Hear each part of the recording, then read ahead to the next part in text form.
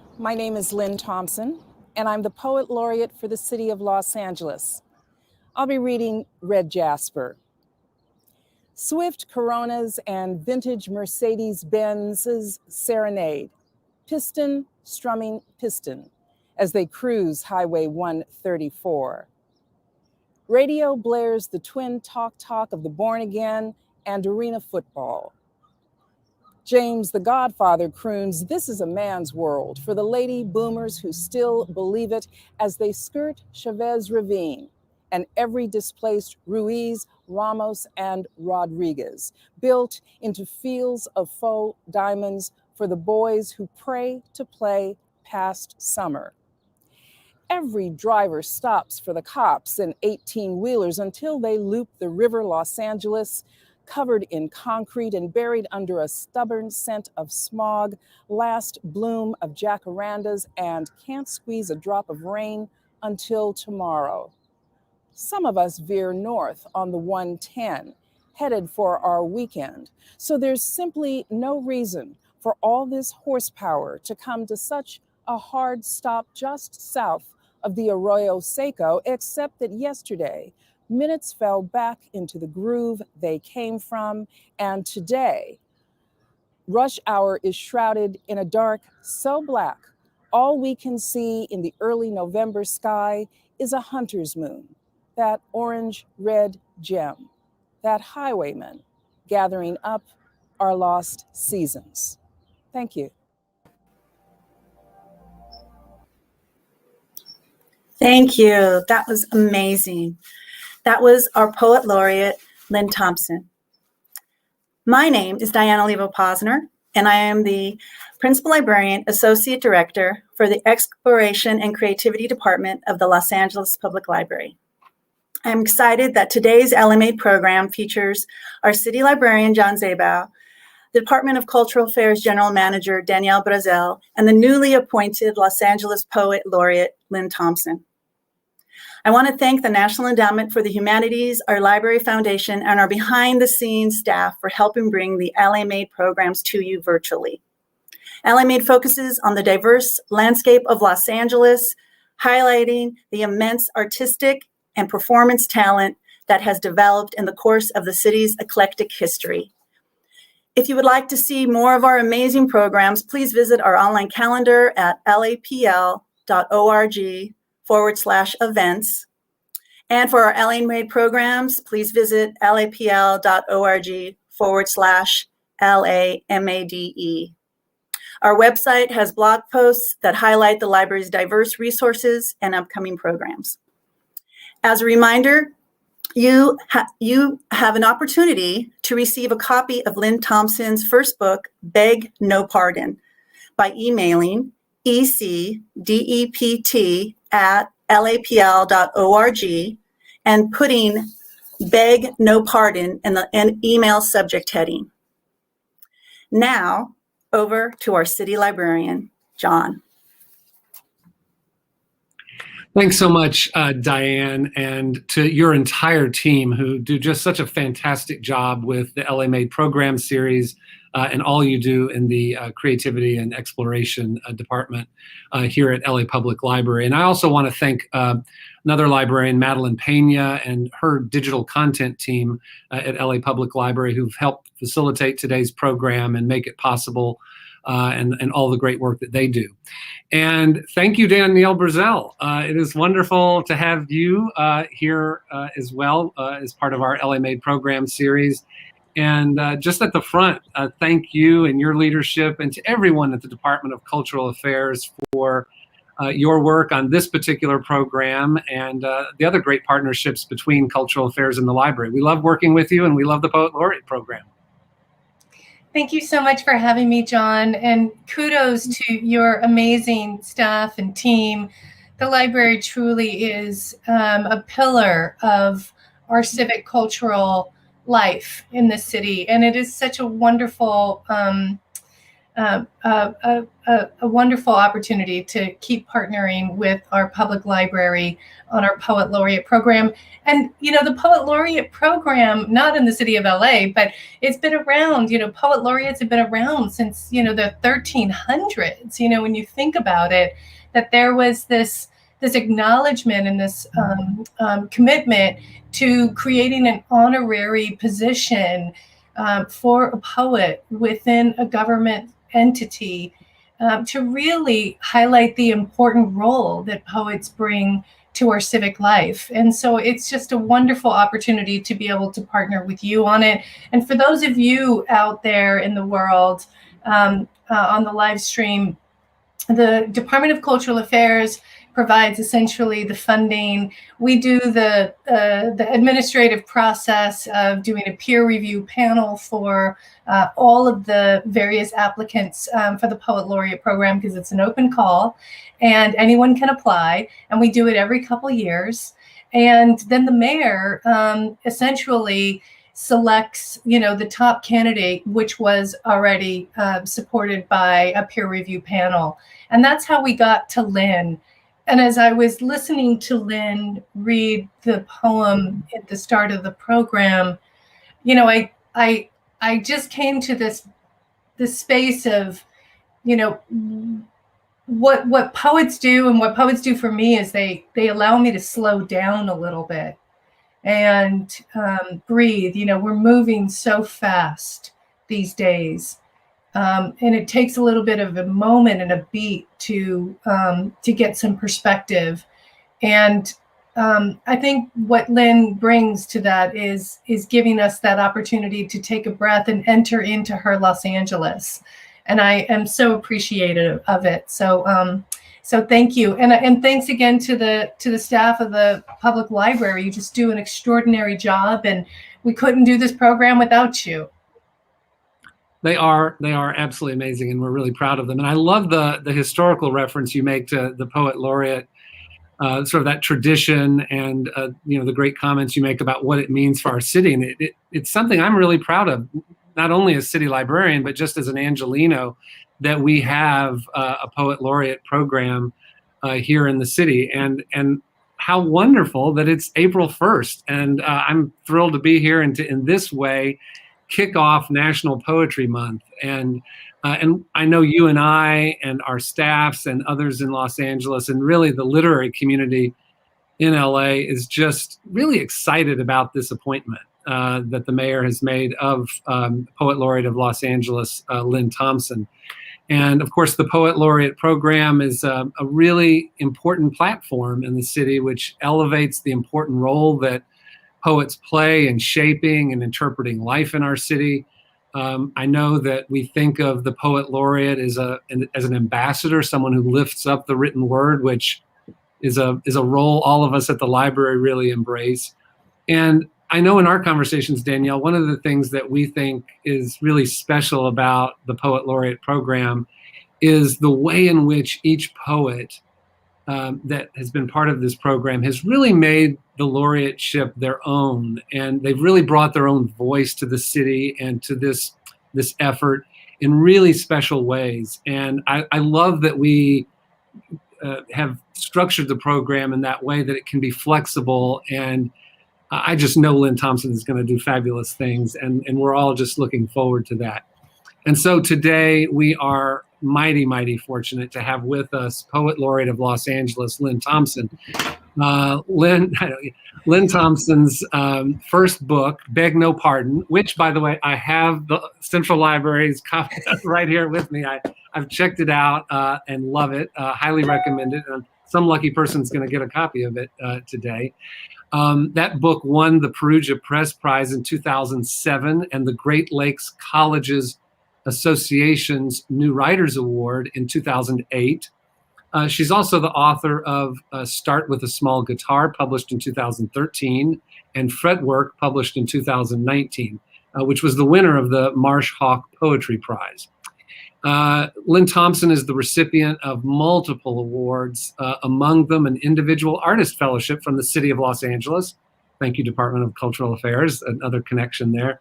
Her work has been widely anthologized, including in The Coiled Serpent, Poets Arising from the Cultural Quakes and Shifts of Los Angeles, the introduction of which was written by Luis Rodriguez, a former Poet Laureate of Los Angeles.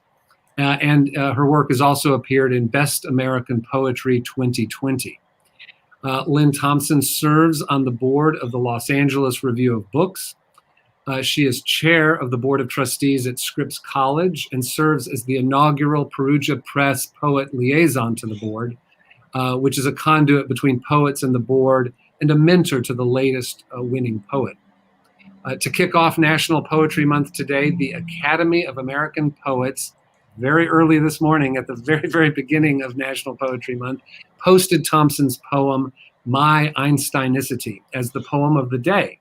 And this is an effort by the Academy that is curated by guest editor Jane Hirschfield, where a new poem will appear each weekday during the month of April, National Poetry Month. And we're really excited to learn that.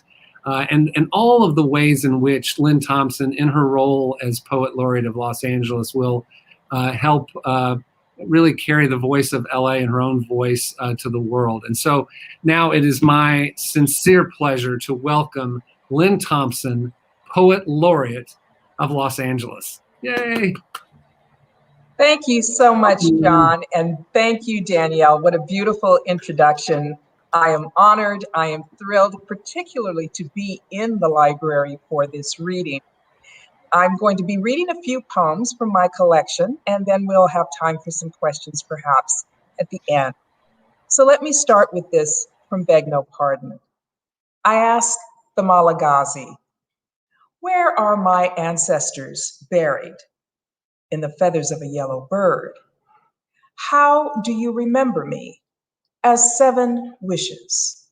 Where will I find the shape changers' magic? In fields of hydrangea.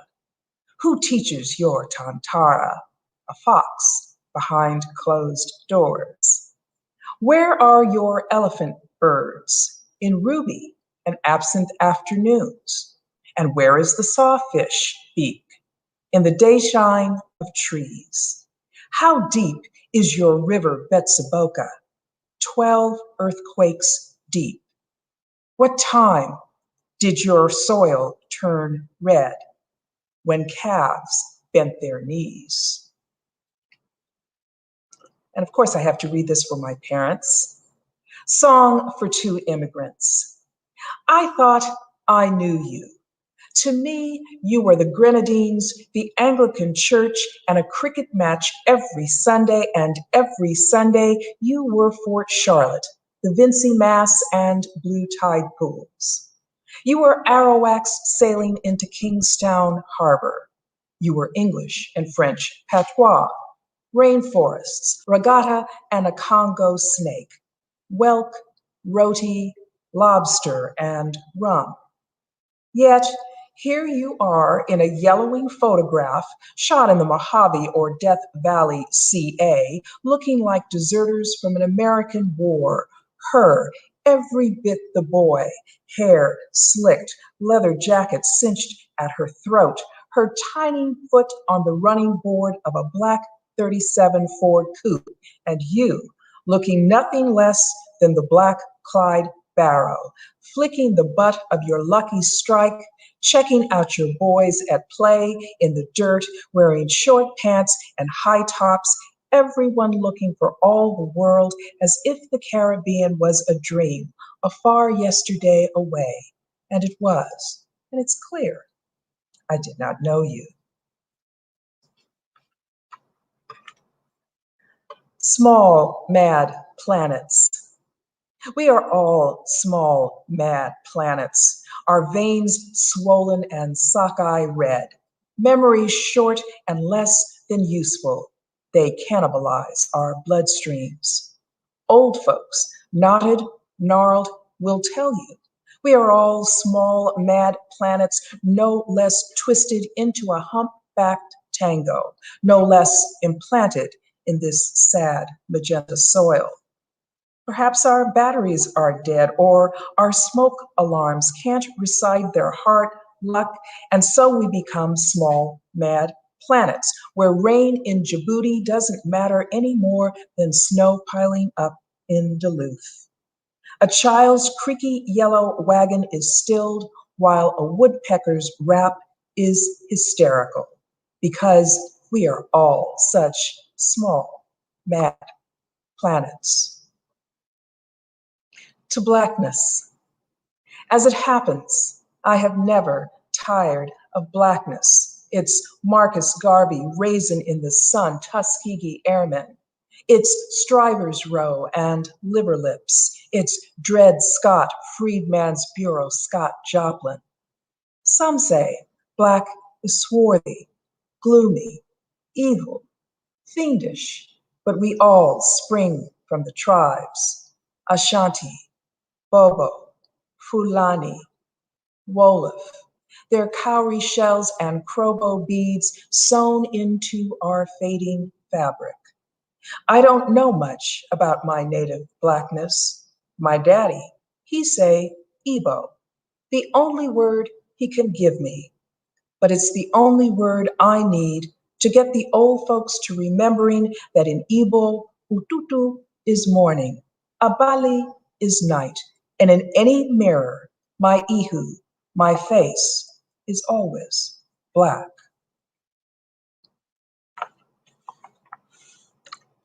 And from Fretwork, trace. To unearth what came before, ask, how did they come? When?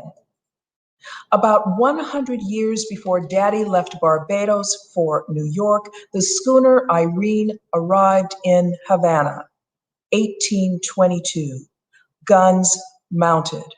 288 of the 331 free people put on board at Bonny disembarked, sold as slaves. Run, run. Of his surname, Thompson, think former owner, last owner, names lost, run away. Official records, state and church, run. Baptism, marriage, oral history, maps, registers, masks, run. Wills and archives, run away, away. Slave complaints, debts, laws, former slaves as owners of slaves, run. Auctions, away. They entered here.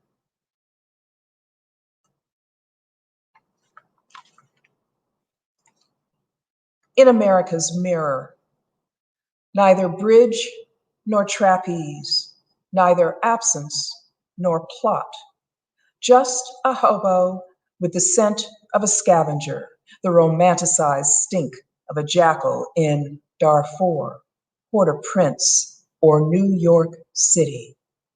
Bullet-riddled skull there, neat cough, helium, calcium, but neither tundra nor cobblestone, neither sharecropper nor fireworks nor pillar, just a callous brunette gerrymandering the night. Flotsam, labyrinth, unkempt ambition, ashes on the shallow moon.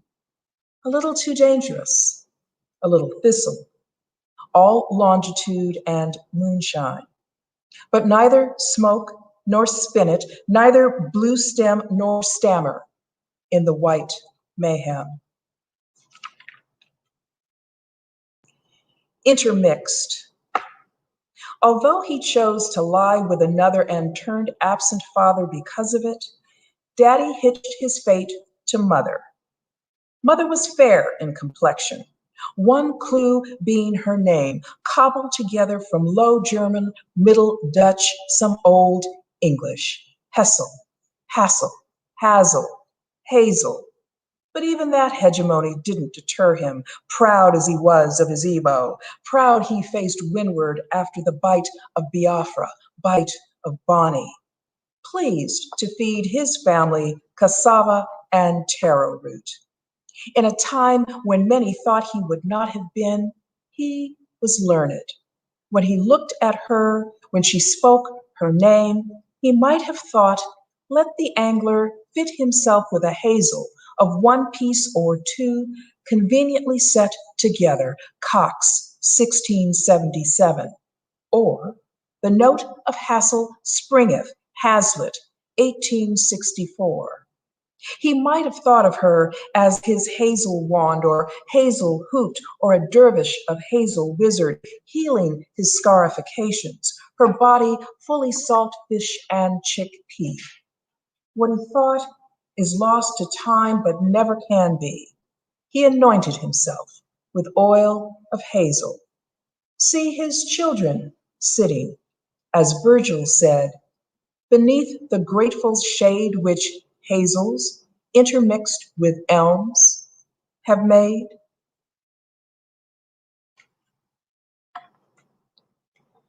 Cryptogram.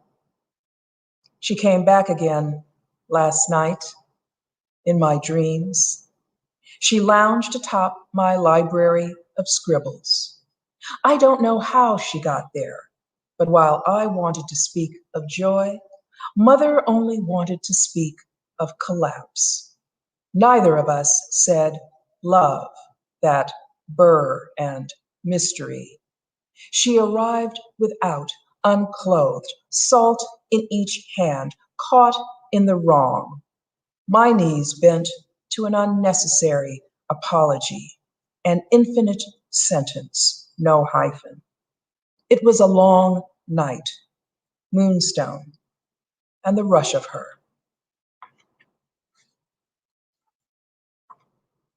This poem has an epigraph by Margot Jefferson. What has made and maimed me? Who giveth this girl? She took the name Toy Cow. She was aware of her milk. Renaming is greater than privilege. At play equals desire, even when, day after year, she took the name she was given, ate it, shredded it, sent the rest to church where the nuns are a little ballsy. What's in a name is a confoundment, is alkaline, is sky torn down like wallpaper. Who giveth this name in wedded agony? Sticks and claims do not honor thy father, so Toy Cow is the name she took. The boys called her, the girls called her. When she began to call herself. And I'll read a couple from Start with a Small Guitar. Last night, I dreamed I was Frida Kahlo. Star tips and tight earth, beaver, pond, blue Veronica. I wasn't Frida, but I was just as unfathomable, being roots and thistle and blood, bulb of green earth, womb of some winged web weaver, deep lover, quite still, still stone. In morning's indigo, in the steam and sun of it all, I was supplicant before oceans, appetite, ideas, and lantern light, unhooked and needle fine, copper red, a cosmos. But anyway, I am a woman. He knows that. Knows it the same way he knows no matter how hard he tries to define himself as spark plug or whiskey neat, I will come back in the late night, as I always do lately, to prove myself more than otherworldly, to prove that whether he tosses "you can't hold me" or cow patties in my path, I will grind all of it into the mute earth that has birthed him. Knowing doesn't make it any better, doesn't stop the veins in his body from madly twisting the way 100 spiders might twist upon themselves in a mirrored, haunted house. He knows about haunted, about the axis in constant rotation, the inconvenience. No matter how hard he tries, the vision of my mouth and aspect remains, my mourning and my survival. my mourning and my survival. The vision of my mouth and aspect remains, no matter how hard I try, despite the inconvenience, the axis in constant rotation. I know about haunted, as in mirrored, haunted houses, twisting upon themselves, madly twisting the way 100 spiders might. The veins in my body knowing doesn't make it any better. Into the mute earth that has birthed me, I grind all of it. Put "you can't hold me" and cow patties in the path, wherever he tosses himself, to prove myself more than otherworldly, always and lately, in the late night, when I come back, to define him as spark plug or whiskey neat, no matter how hard he tries. It's that way. I know that. And I think I have time for just a few more, 3 more to finish it off today. A woman's body aging still loves itself, kisses the air that surrounds it, loves the lips in full pout, famous birthplace of all kisses, the belly, brown, round, kisses its inverted button, and the shoulders. Oh, how I kiss my shoulders. My nose kissing lilies and a purply night sky. My neck, long as forever, fit for 20,000 kisses. 20,000 kisses for each cocoa breast and nipple. For the lower arms that encircle each other, then kiss, kiss. Even the ears, French kissing to tunes of Django and Debussy, the upper arms wishing to kiss their tender underarms.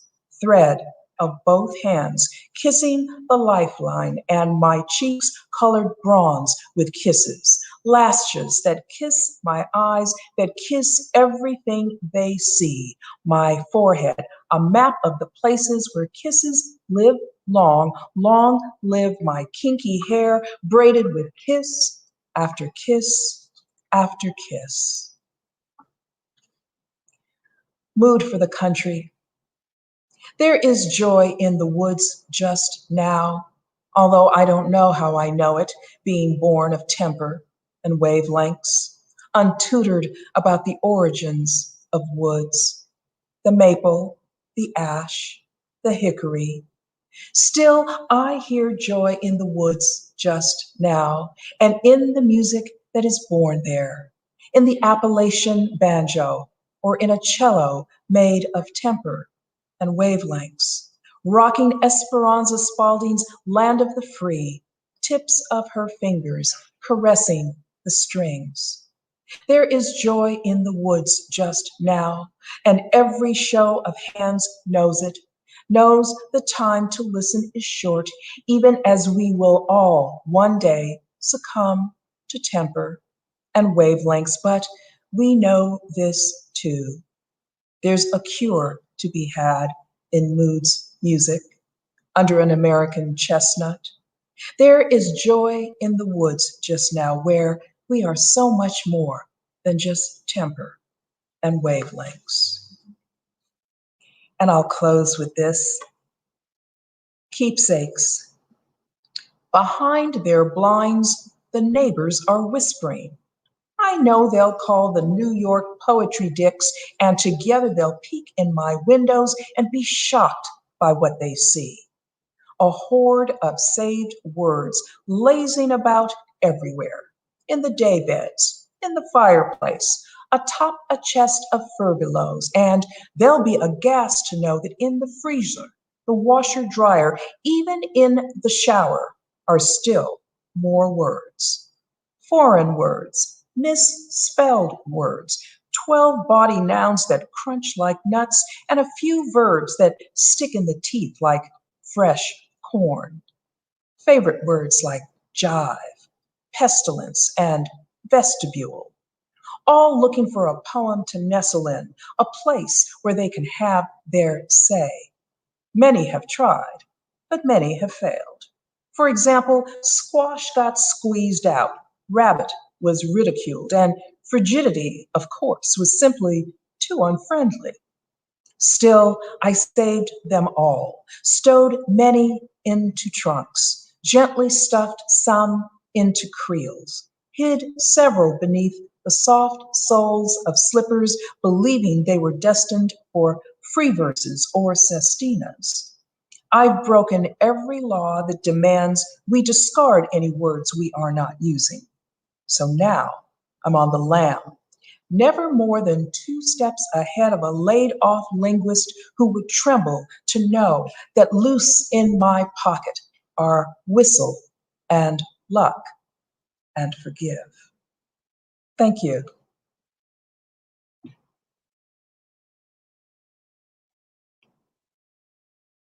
Thank you to all the listeners.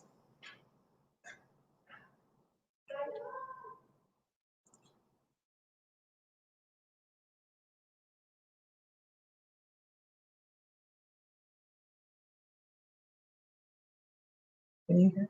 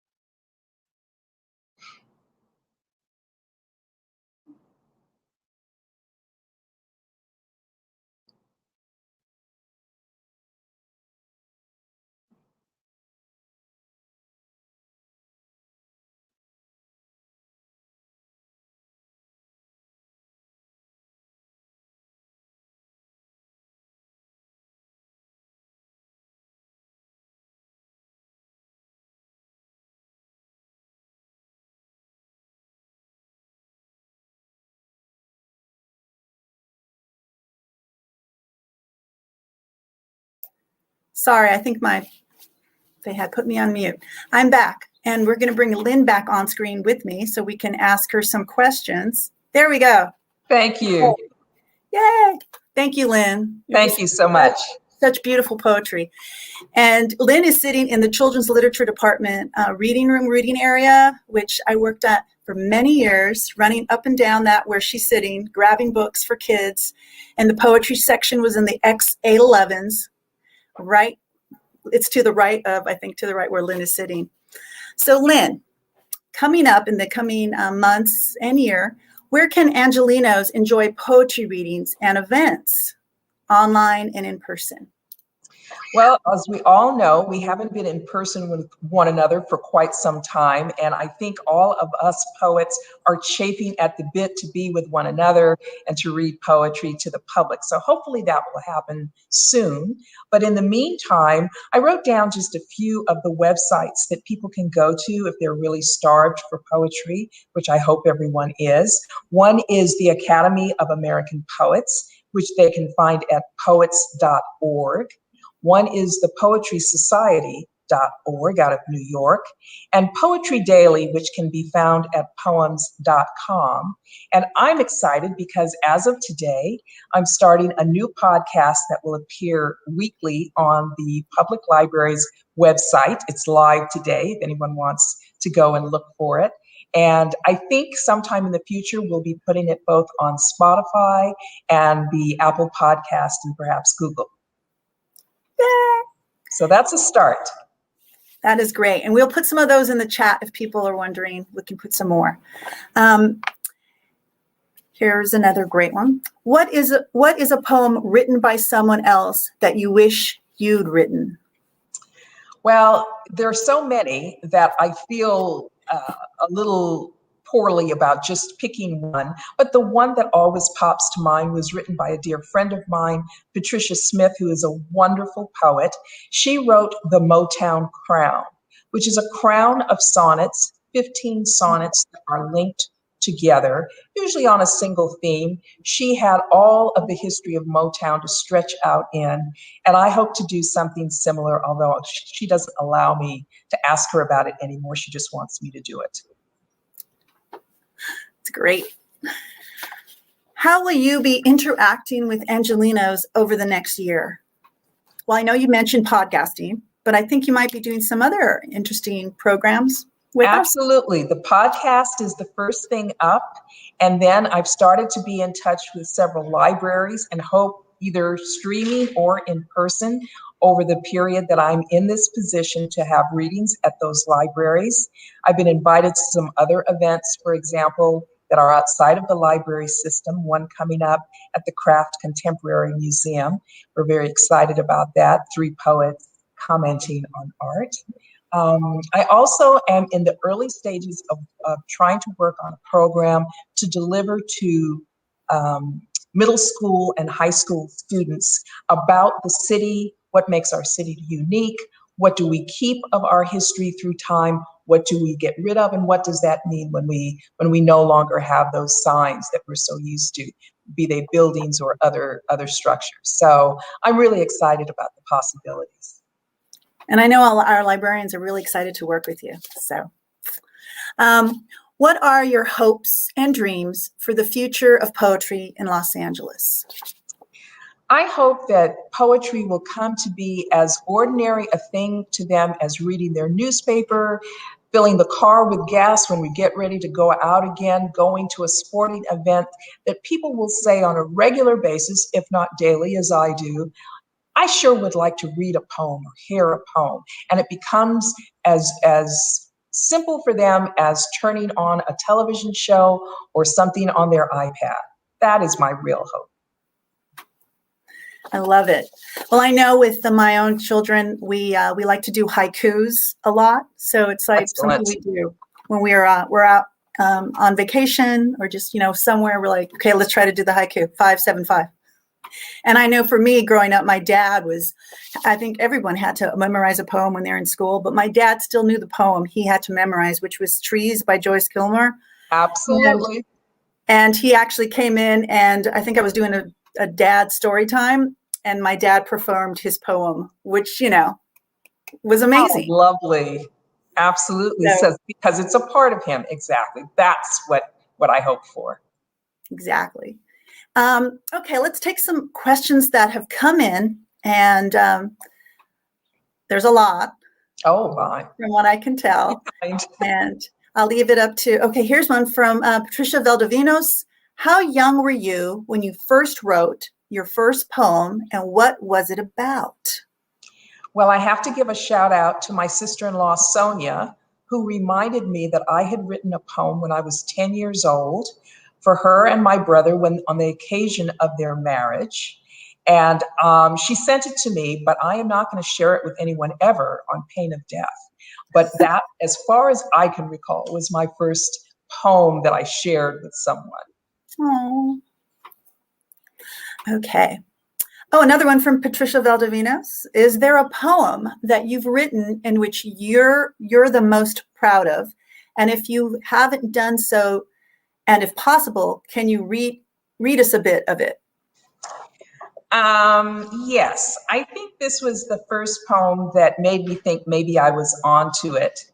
And it's called How I Learned Where We Come From. And I'll just read maybe the first 3 stanzas. When she wants him for the late meal, she calls, "Supper soon, Kingstown man, curried goat, sticky wicket." And he responds, "Testy, not yet ready, Beckway woman, Anglican church, basket with no handles. We children, we laugh, head for the hills and the tall, sweet grasses." Oh my God. So amazing. I mean, it just makes me smile inside. Okay. From Ruma Gonzalez, which poet in your life influenced you to write? I think I would have to say, I'm a lawyer by training, and I really wanted to get back into reading poetry and hopefully writing poetry. And there was a bookstore in Westwood, which I don't remember the name of and which is long gone. And there was a small book by Pablo Neruda, 20 Love Songs and a Song of Despair. Mm-hmm. And I remember thinking as I read that book, wow, I want to do that. So there are many lovely, wonderful poets that I could name, but I think the one that really made me say, you need to sit down and figure this out because this is amazing. Pablo, one of my favorites too, I have to say. He's everybody's favorite. I am Yes. not unique in that regard.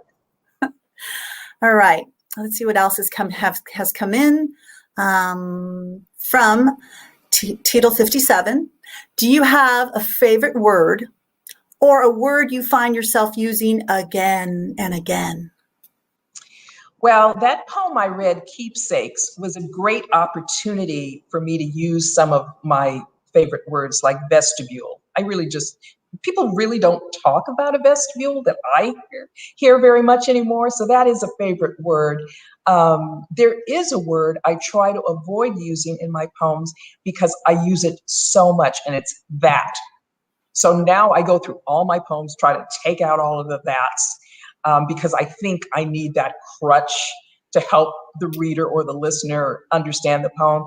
You guys are smart. You understand that without a that in there. So I try to remove those. All right.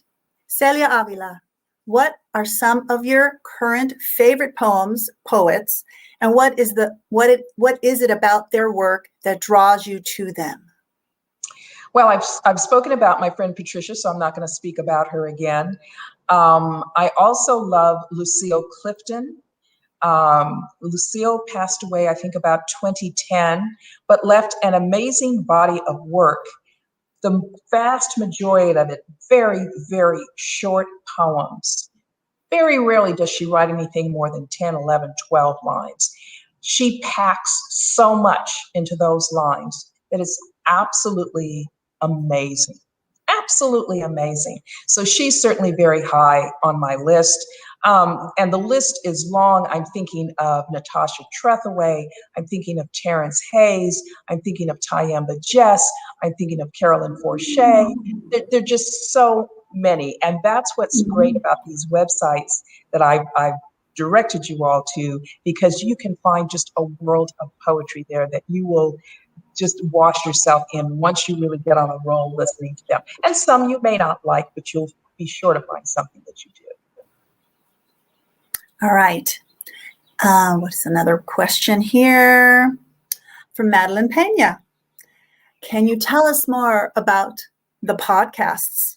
Well, I am so excited about this podcast because what it's going to enable me to do is to bring the poetry of other poets, in large part from the city, but not exclusively the city, to the public in Los Angeles and beyond, now that everybody can hop onto a podcast. And some of them will be poets who taught me. Some of them will be poets that I know. Some will be poets that I've never met. But I plan to do it on a weekly basis, and just think I'm excited about it. And my poet friends have told me they think it's a great idea. You'll be able to go get your poetry fix as you're heading into the weekend. And so that it's going to be a good thing, I think. And that definitely will. I do remember as a kid, people, I think it was my parents probably, or my aunt, would play records of poets. So yes. Yes. So this is the 21st century version of that. From Patty Valdivinos, is there a particular place in LA that is your favorite place to write? When I started writing seriously, which was over 20 years ago, I was working full-time, as almost every poet has to do. And so I trained myself to be able to write anywhere, anytime. So if a line would come to me, for example, and I was driving the car, I would call myself, because I couldn't stop maybe and write it down. I would call myself and leave a message on my phone. So when I got home, it'd be, Lynn, take this word out of that line and put this other word in its place. So there is no one favorite place. The place that's my favorite is the place I sit down and do it. That's actually a good tip for everyone. Just do it. And you have a phone, everyone, you could totally record or text yourself. Madeline Payne is asking, do you have a library story? Do you have a special connection to the Los Angeles Public Library? I absolutely do have a library story and a very special connection. I've read at a lot of the libraries in the system, but my earliest memory is of my two brothers, Cecil and Dennis, taking me to the, now I'm forgetting that, the library it's not Mission, it's with an M. It's across the street from Los Angeles High School, Memorial Library, and them taking me at a very young age, and I was allowed to check out. I had my own card, and I was allowed to check out a book. And my brothers finally saying to the librarian, "You have got to help me because this child is reading the book in the car and wants to come right back and get another book before we've even had a chance to get home. So you've got to let her check out more than one book." And I don't know what the arrangement was, whether they did it on their card or how it worked, but I would leave there with a big stack of books and I'd be so happy. And about 2 or 3 years ago, I had the chance to read there again, and it just brought back so many wonderful, wonderful memories. So that is my first memory of the library and the library system. Oh, and that library is amazing. I mean, It's an amazing library. It had that fire. Notice I will come anytime to read there. Oh, I'm sure that staff's going, shout out Memorial Branch. That's great. Okay, there's some more questions. They just keep coming in. Cynthia says, woman of, well, she's just stating something amazing. Women of wonderful words. I have to have true confession. Cynthia's a friend of mine. Thank you so much. I appreciate that. That's great. Kelly Wallace, I am so enjoying listening to poetry, especially read by the poet. Such a treat. Thank you, Kelly. I appreciate that. Poetry is an oral art. It's meant to be heard. Yes, it's great on the page. It's great in a podcast, but poets love to read their work in the main. Not all of them do, but many of us do. Concepcion, thank you. That was a lovely reading. Thank you. I enjoy doing it. And Betty, what was that first book you checked out of LAPL? Boy, oh boy, you are testing my memory. I'll just admit I don't remember. How about that? I can't remember. I really can't. Somewhere in the old days, we would have had that little handwritten checkout. Okay. Probably. Patricia Valdivinos, do you think your writing and poetry has changed throughout the years? And if so, why? It's definitely changed throughout the years for the better, I hope. And a lot of that is because I read so much poetry and I'll find something and I'll say, I want to do that. I want to see if I can do that. That's why this whole issue of the Crown Sonnet that I referred to earlier it's kind of a running joke with me and Patricia because it's a form I really admire. It's a little daunting. I think you heard me say 15 sonnets that are linked together, but I am going to try that. And my poetry has improved, not only because I keep working on it and working with fellow poets in the city and across the country, but also because I read as much poetry as I can possibly read, and that can't help but influence me.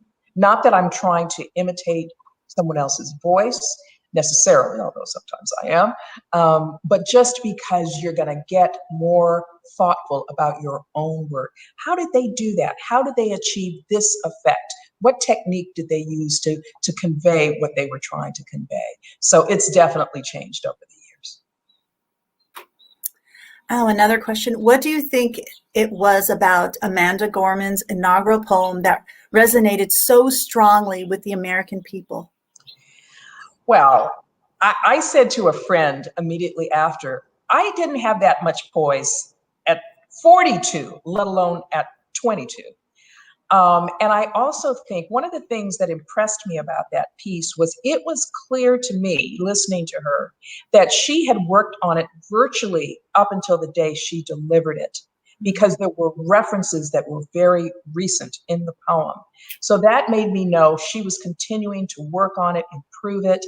And I just think that she was so self-possessed and her words were so resonant with the moment that I think it just blew people away.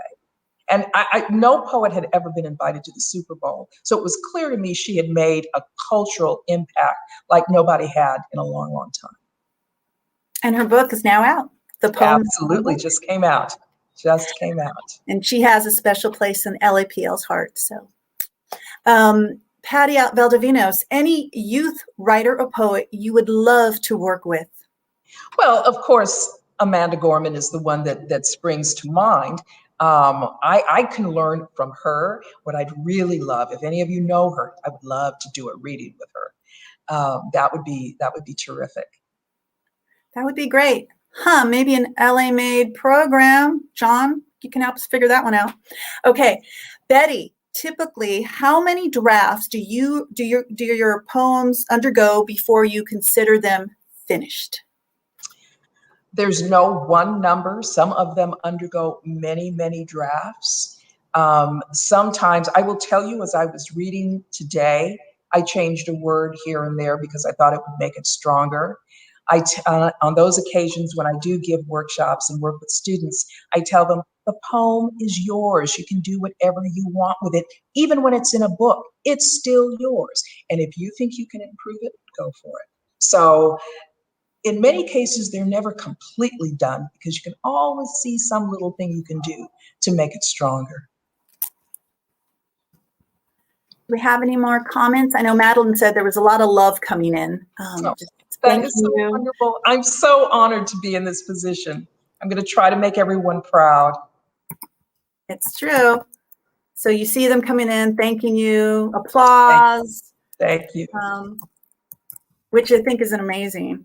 I know one of my friends, oh wait, here's another one. To have an opportunity to receive a copy of Lynne Thompson's book, Beg No Pardon, please email the ecdept@lapl.org with the title of the book and the subject heading. And we will get back to you with the special code so that you will receive the book mailed to your house. So thanks to the library bookstore for doing that for us. Thank you. So wonderful. So I think oh wait, where's more? When is your next public reading? I am going to be reading, and you can find this through Eventbrite or on the beyondbaroque.org website. I'll be reading next Thursday, the 8th of April, 6 p.m. It also will be digital. And I'll be reading with Gail Ronsky, Hiram Sims, and Mariano Zaro. So we've put together a little celebration for the Poet Laureate program. And so that will be the next one up. Please join us. It's wonderful. I might add. And the library will also be having programs with Lynne, so you can always check our website at lapl.org/events, and I'm sure they'll pop up there too. And I don't know if there's any more questions that have come in. If there is, they'll pop them on the screen. And yes, there is. Okay, I notice you use lists with powerful images to paint pictures. Is there something about lists that you find particularly effective to convey messages?